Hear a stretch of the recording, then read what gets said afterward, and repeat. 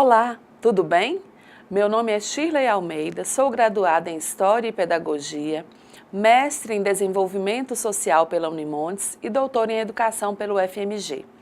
Trabalharemos juntos a disciplina Legislação em Direitos Humanos, que tem uma carga horária de 40 horas.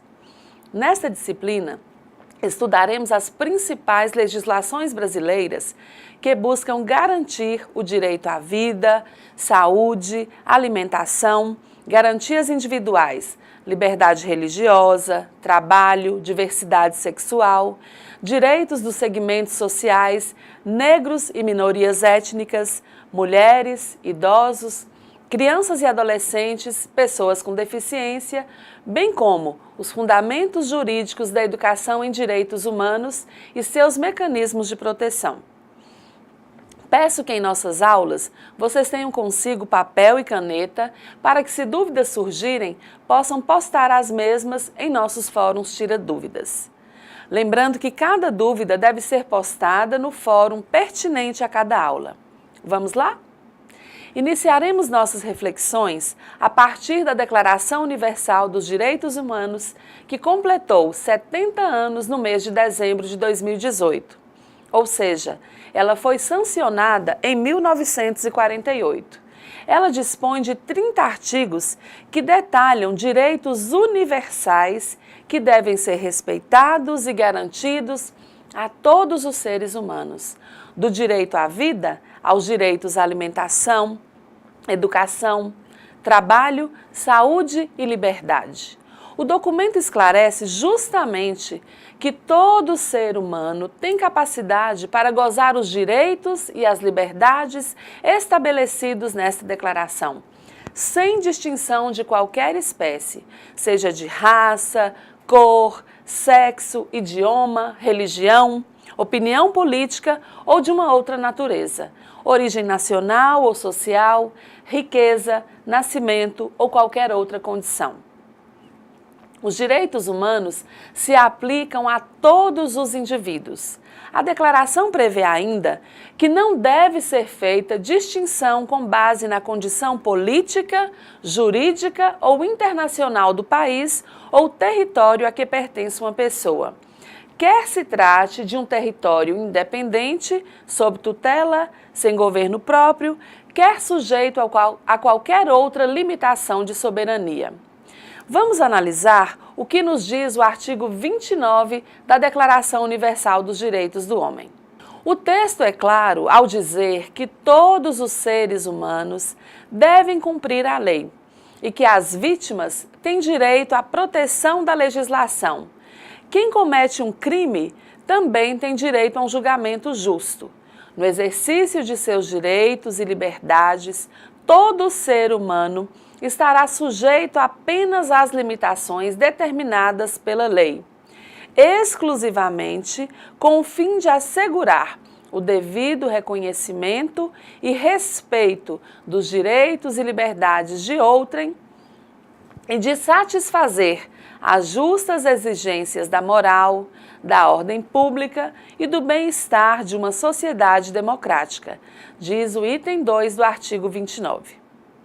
A declaração também garante o direito à proteção contra qualquer discriminação ou incitamento à discriminação, no seu artigo 7.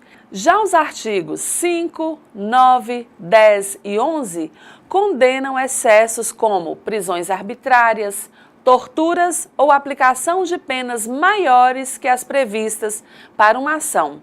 E destacam ainda o direito a um julgamento com garantia de defesa dos acusados. A Organização das Nações Unidas, ONU, responsável pela Declaração Universal dos Direitos Humanos, foi criada com a Carta de São Francisco em 26 de junho de 1945, com a assinatura de 51 nações, entre elas Brasil, Estados Unidos, Argentina, Arábia Saudita, França e Reino Unido. Atualmente, são 193 nações-membros com diferentes sistemas de governo e ideologias políticas, e a organização é chefiada pelo secretário-geral Antônio Guterres. Passaremos agora a reflexões sobre o conceito, a contextualização e também o histórico dos direitos humanos no mundo e especialmente no Brasil. Afinal, o que são direitos humanos? Direitos humanos são aqueles que o indivíduo possui simplesmente por ser uma pessoa humana, por sua importância de existir, como o direito à vida, à família, à alimentação, à educação, ao trabalho, à liberdade, à religião, à orientação sexual e ao meio ambiente, entre outros. São direitos fundamentais, reconhecidos em âmbito internacional e garantidos pelo sistema social do qual o indivíduo faz parte. Contudo, para os direitos humanos atingirem patamar de norma, foi necessário um processo histórico, político e social. Muitas lutas se travaram com o objetivo de retirar o homem da violência e da opressão. Quando percebemos o mundo atual com tantas disparidades, uma busca desenfreada pelo poder e a coisificação das pessoas, é essencial pensarmos na cultura e na educação em direitos humanos como possibilidades para transformar essa realidade que estamos vivendo.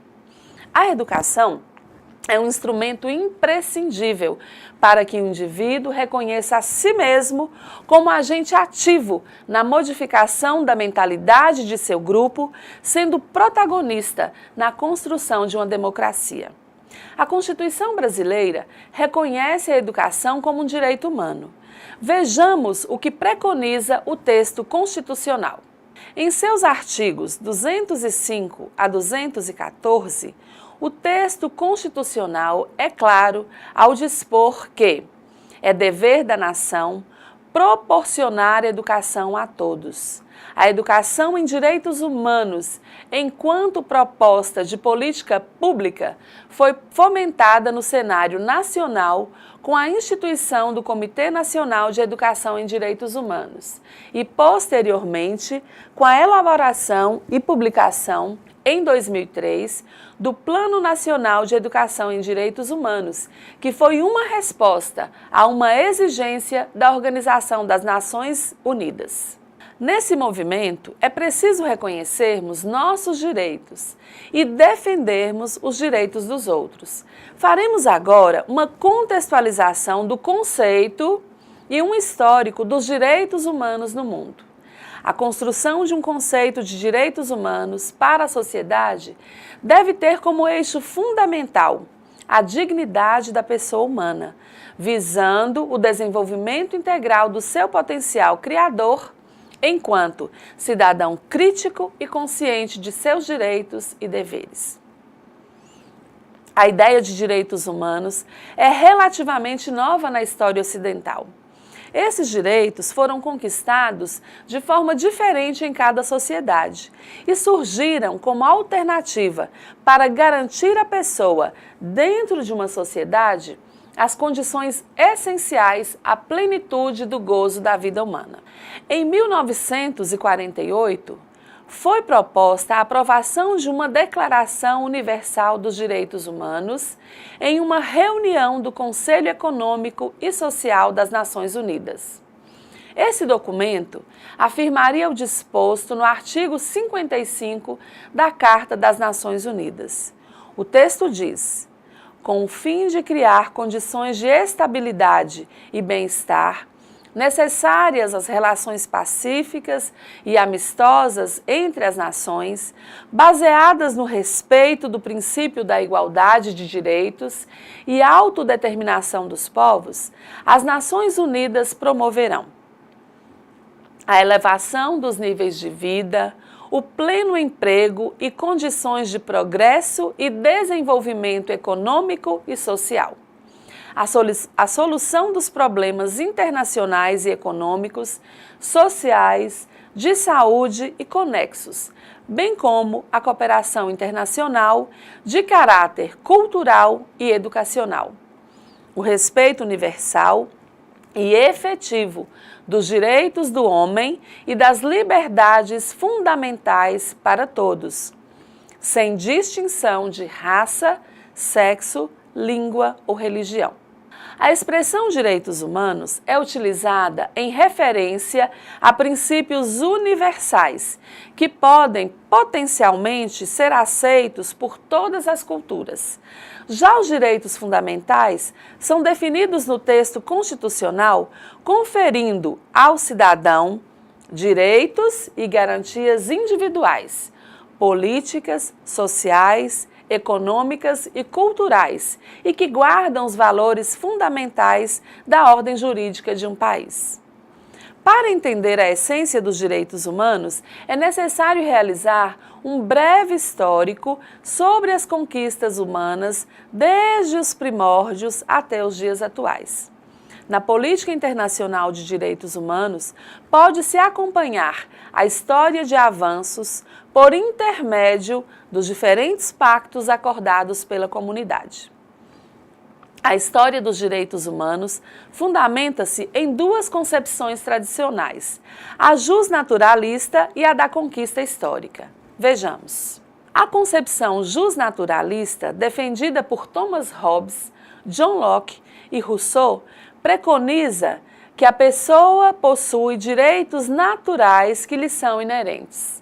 Já a concepção da conquista histórica, defendida por Vazac, preceitua que os direitos humanos resultam de lutas históricas pela libertação e emancipação. A história da evolução dos direitos humanos é marcada por 4 gerações, cada uma com uma nova conquista. Os direitos da primeira geração, ou direitos civis, são direitos negativos que proíbem excessos do Estado e garantem a vida, a igualdade perante a lei, a propriedade, a segurança, a livre expressão, a reunião e associação e a liberdade de ir e vir. Os direitos da segunda geração, ou direitos políticos, são direitos políticos de constituir partidos e o direito de plebiscito. Os direitos da terceira geração, ou direitos econômicos, sociais e culturais, são efetivados pelo Estado e voltados para trabalhadores e marginalizados, visando garantir-lhes um mínimo de igualdade e bem-estar social. Os direitos da quarta geração, ou direitos de solidariedade, compreendem os direitos no âmbito internacional. Dentre esses direitos, destacam-se o direito ao desenvolvimento e ao meio ambiente sadio, o direito à paz e o direito à autodeterminação dos povos. Em 1968, as Nações Unidas realizaram em Teherã a primeira Conferência de Direitos Humanos. As discussões da conferência culminaram com um documento que reafirmava que os direitos humanos são inalienáveis e invioláveis. Diferente da Conferência de Teherã, a Conferência Mundial sobre Direitos Humanos de 1993, também conhecida como Conferência de Viena, apresenta um documento final que propõe programas de proteção aos direitos humanos. Seguindo a recomendação da Declaração e Programa de Viena, o governo federal brasileiro lançou, em maio de 1996, o Programa Nacional de Direitos Humanos, que visava sistematizar as demandas da sociedade brasileira com relação à proteção e promoção de direitos humanos. Em 15 de dezembro de 1998, a ONU assinou a resolução relativa à aplicação da primeira década das Nações Unidas para a erradicação da pobreza e estabeleceu 2 objetivos: erradicar a pobreza absoluta e reduzir a pobreza geral do mundo. Focaremos agora a contextualização e histórico dos direitos humanos aqui no Brasil. O Brasil é um país de dimensões continentais e possui muitas riquezas naturais. Contudo, tem uma enorme dívida com seu povo no que concerne ao respeito aos direitos humanos. A Constituição de 1988, considerada a Constituição Cidadã, institucionalizou os direitos humanos no país, destacando a cidadania e a dignidade da pessoa humana como princípios fundamentais do Estado brasileiro. Apesar das contradições, o Brasil possui tradição no que se refere à defesa dos direitos humanos, notadamente os direitos civis e políticos, defesa incrementada a partir do golpe militar de 1964. Mais recentemente, grupos organizados de brasileiros também vêm sendo despertados a denunciar as violações aos direitos econômicos, sociais e culturais. A adoção de leis ou a adesão de tratados não serão suficientes para garantir os direitos humanos se não houver compromisso individual e coletivo de mudar os interesses antropocêntricos, ou seja, aqueles que colocam as necessidades do ser humano no centro das atenções, tornando os direitos universais e a sociedade igualitária. Nesse contexto, a legislação e a educação em direitos humanos adotam um enfoque que, conforme Saccavino, supõe necessariamente um processo de construção de cidadania ativa, que implica a formação de sujeitos conscientes de seus direitos e deveres. Na década de 1980, o Brasil iniciou o processo de redemocratização política e a luta da sociedade para acabar com as violações de direitos humanos. Denúncias contra os crimes que aconteceram durante a ditadura militar, como tortura, assassinatos e sequestros, tomaram a pauta dos movimentos sociais, dando visibilidade destes para a sociedade brasileira, o que era impossível anteriormente, diante da repressão política. Na década de 1990, a partir de compromissos firmados internacionalmente, o governo federal se envolveu diretamente no tema, colocando-se como um novo agente ao elaborar políticas públicas voltadas à legislação e à educação em direitos humanos. Nesse período, foram realizadas parcerias entre o governo federal e a sociedade civil. Ao longo dos anos, os direitos econômicos, sociais e culturais foram incorporados à pauta de discussão dessas políticas públicas. Outros fatos históricos marcaram a construção da legislação e das políticas públicas de defesa dos direitos humanos. Vejamos. O Plano Nacional de Direitos Humanos de 1996 tinha o foco voltado para os direitos civis e políticos, incluindo a proteção do direito à vida, liberdade e igualdade perante a lei. A educação e a cidadania, bases para uma cultura dos direitos humanos, políticas internacionais para a promoção dos direitos humanos, implementação e monitoramento do Programa Nacional de Direitos Humanos.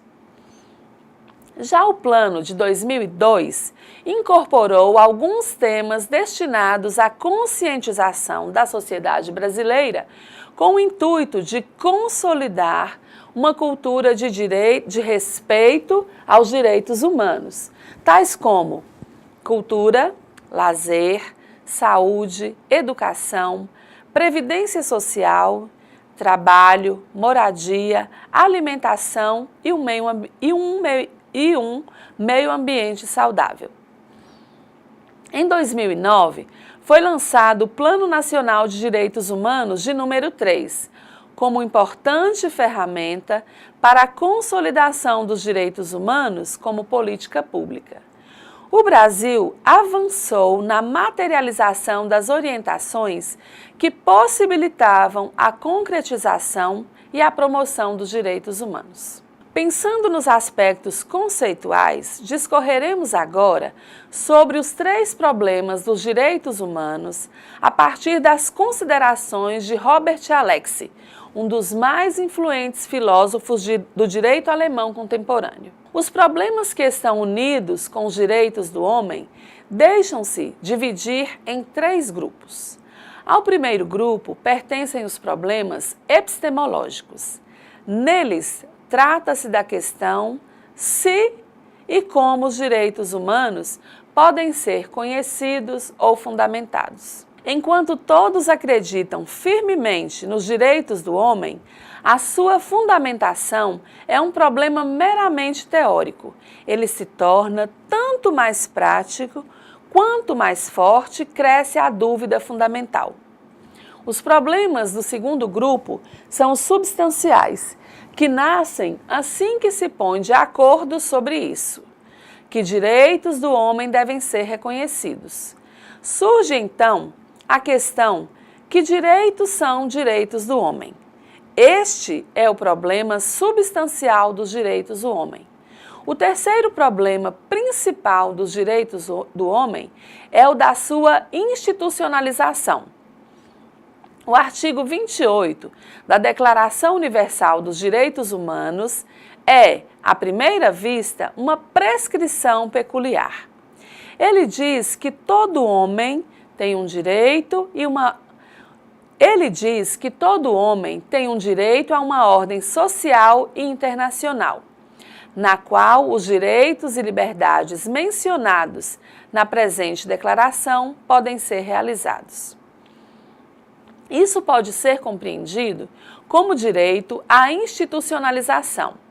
Como mera declaração, um catálogo de direitos do homem permanece sem efeito.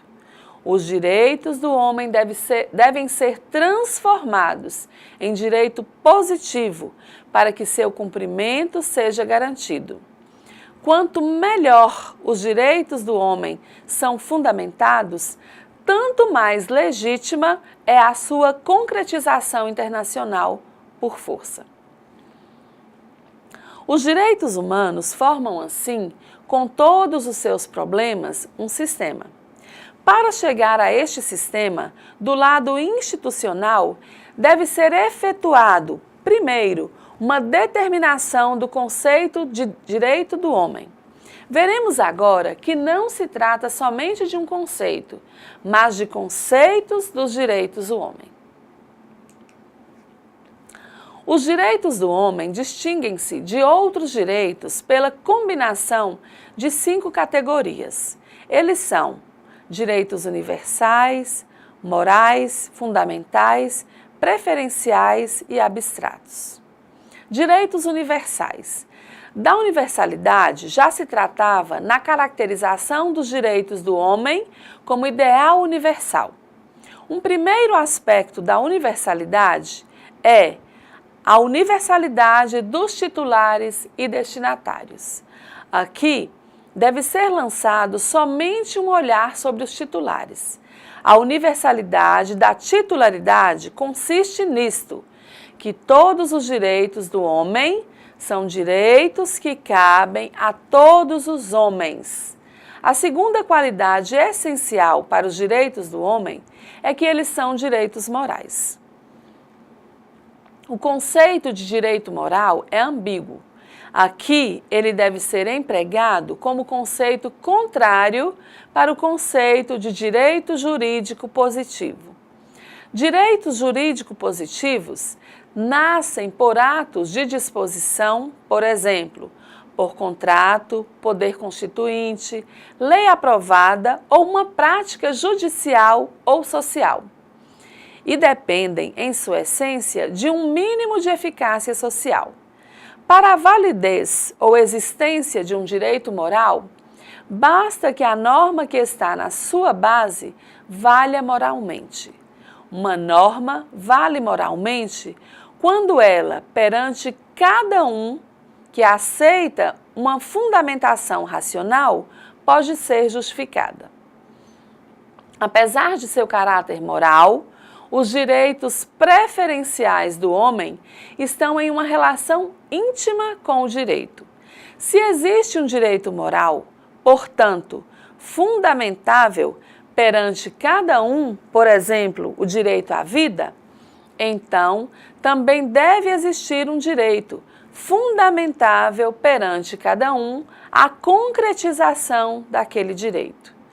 Direitos do homem estão, com isso, em uma relação necessária com o direito positivo, que está caracterizado pela prioridade dos direitos humanos.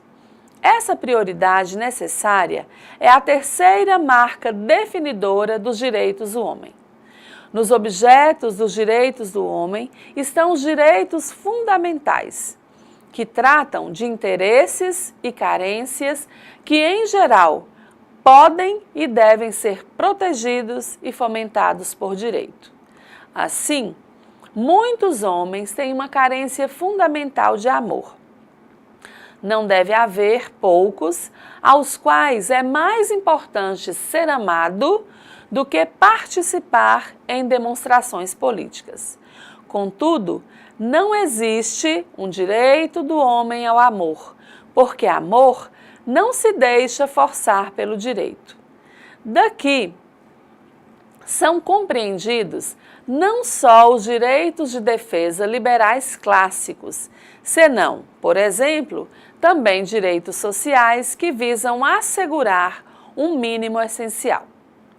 A quinta marca característica para direitos humanos é que neles se trata de direitos abstratos.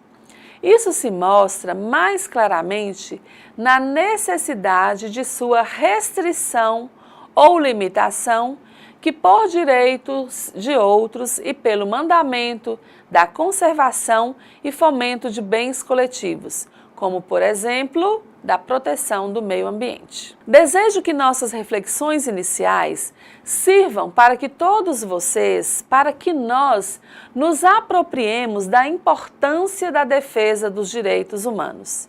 Frequentemente, ouvimos pessoas se referirem aos direitos humanos como direitos de bandidos. Trata-se, evidentemente, de uma avaliação ressentida em que os direitos humanos são percebidos como privação. O que faz essa pessoa sentir que os direitos humanos lhe retiram algo próprio que seria transferido a um outro indigno, o bandido? Nesse curioso raciocínio, os direitos humanos são como um cobertor curto. Alguém tem de passar frio. Decreta-se, então, que seja o outro. É evidente que se trata de um raciocínio equivocado. Os direitos humanos dizem respeito fundamentalmente ao direito de todo ser humano ter reconhecida a sua humanidade. Na próxima aula, faremos uma análise de como a investigação do passado é importante para a construção da cidadania e também dos direitos humanos. Até breve.